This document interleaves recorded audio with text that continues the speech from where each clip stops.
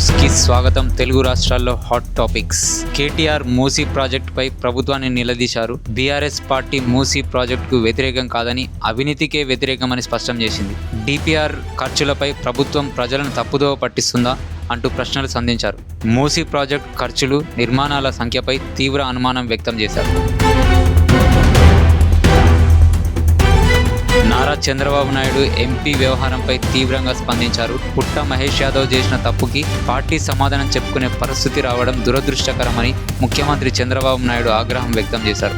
దురలవాట్లతో అవకాశాలను దుర్వినియోగం చేయడాన్ని తీవ్రంగా తప్పుపట్టారు. క్రమశిక్షణ విషయంలో ఎలాంటి రాజీ ఉండదని స్పష్టం చేశారు. హైదరాబాద్లోని తెలంగాణ అసెంబ్లీ వద్ద ఉద్రిక్తత నెలకొంది.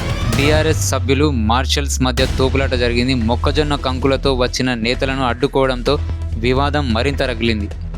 ఘటనలో హరీష్ రావు స్వల్పంగా గాయపడగా ప్రాంగణం టెన్షన్తో నిండిపోయింది.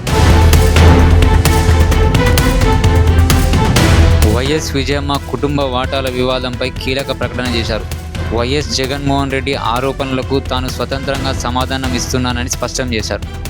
షర్మిలకు బినామీగా కాకుండా స్వయంగా నిర్ణయాలు తీసుకున్నానని వెల్లడించారు. వివాదం ఇప్పుడు ఎన్సీఎల్ఏటీ వద్ద కొనసాగుతూ కేసు మరింత హాట్ టాపిక్గా మారింది.